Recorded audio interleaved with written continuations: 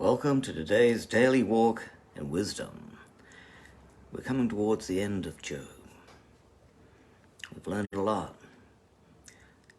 Today is probably the most important thing that Job has to teach us.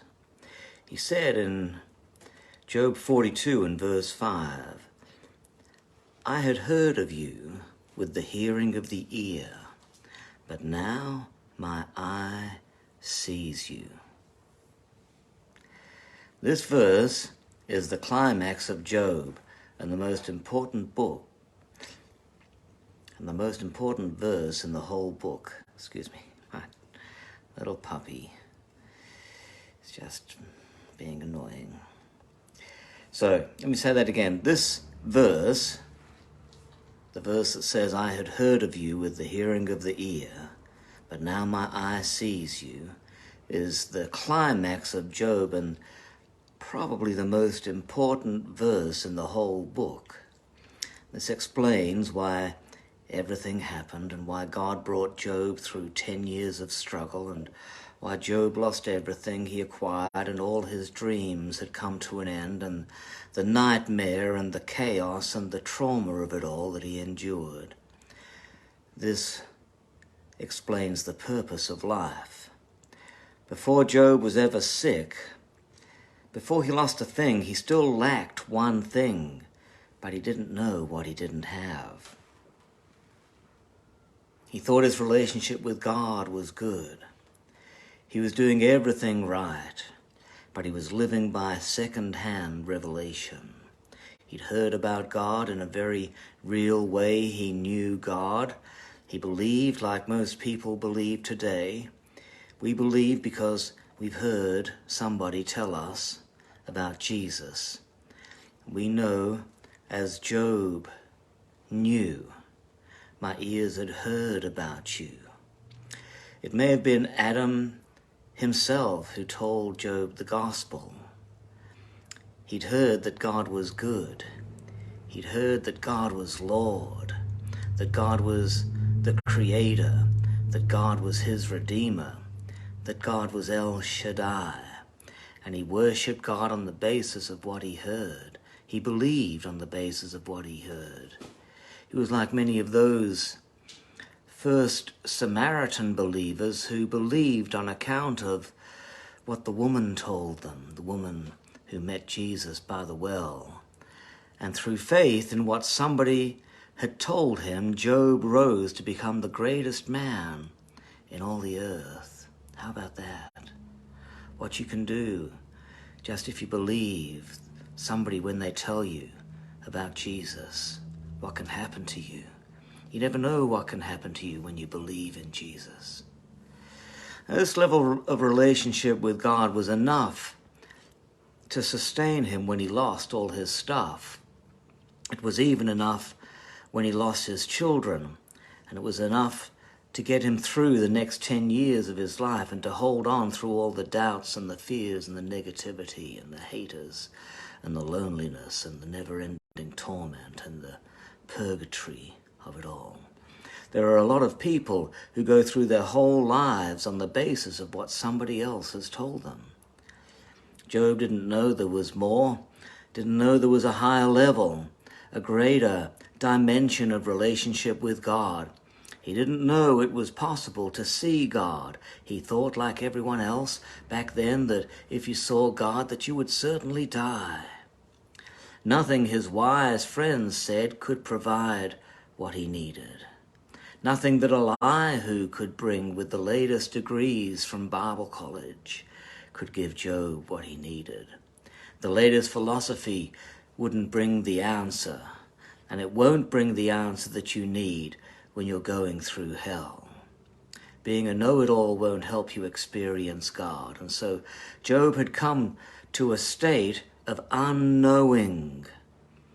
A personal encounter with God is predicated upon you coming to the place where what you really need to know, you don't know.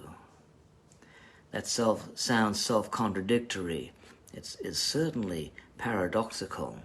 There was a famous book written by an anonymous a famous book written by an anonymous mystic during the last period of the 14th century. It was called The Cloud of Unknowing. I've read it many, many times.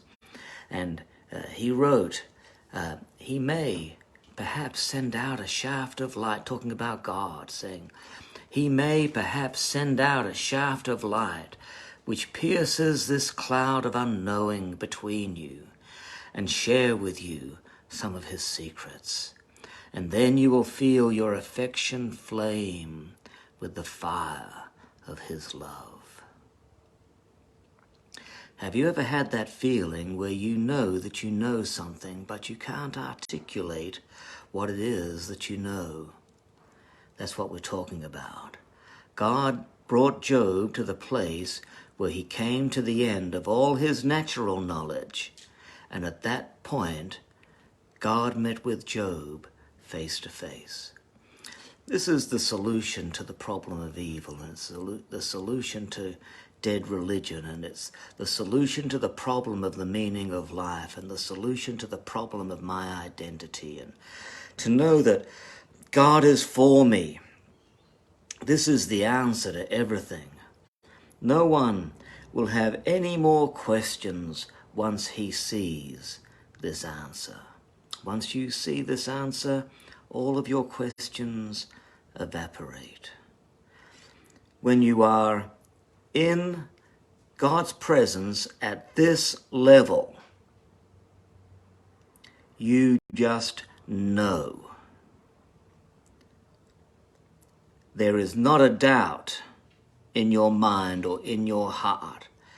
You know. And if I can say this without scaring you, at that moment, you know everything. Everything that you need to know. No one will ever feel cheated or let down or disappointed with God, no matter how dissatisfied they are with everyone else and everything else, once you know God face to face. This is the answer that fulfills the infinite, God-shaped vacuum that is in every human heart. Use your condition. Use the human situation that you are in to put such longing in your heart that it forces you with all urgency, all manner of urgency, to reach out to God. That will get you where you need to be.